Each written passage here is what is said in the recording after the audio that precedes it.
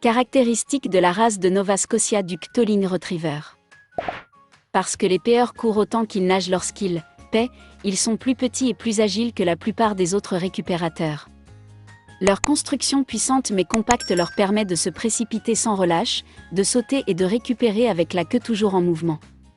Parce qu'ils ont été élevés pour travailler dans des eaux glacées, ils ont une double couche hydrofuge de longueur moyenne.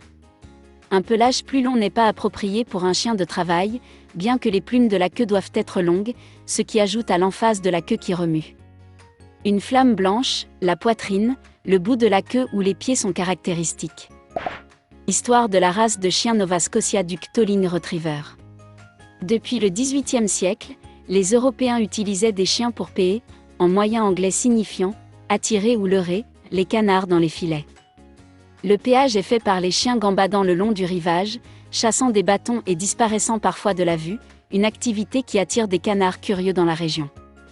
De tels chiens leur sont peut-être venus avec des colons européens dans le Nouveau Monde, où ils étaient utilisés pour payer de la baie de Chesapeake au maritime.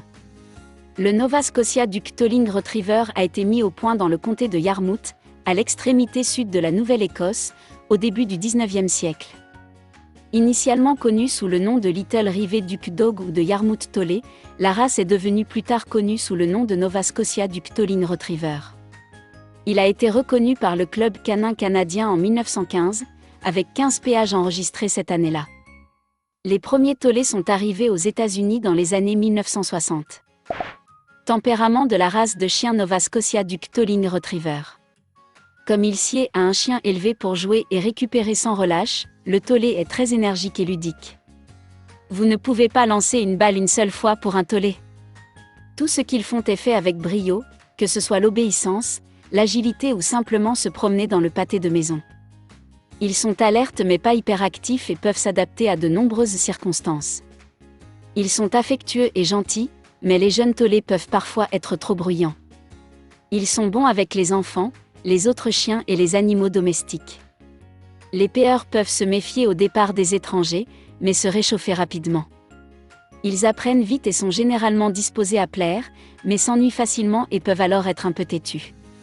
Lorsqu'ils sont excités, ils peuvent être très vocaux et sont connus pour le cri strident de tollé. Entretien de la race de chien Nova Scotia du Ptoling Retriever. Les péages ont besoin de beaucoup d'exercices, en particulier pour jouer et récupérer. Ils adorent l'eau. Les péages profitent également des défis mentaux, tels que l'obéissance et l'agilité. Ce sont des compagnons de famille dévoués qui chérissent leur interaction avec les humains. Le toilettage consiste en un brossage hebdomadaire approfondi. Santé de la race de chien Nova Scotia du Ptoling Retriever. Préoccupation majeure, aucune.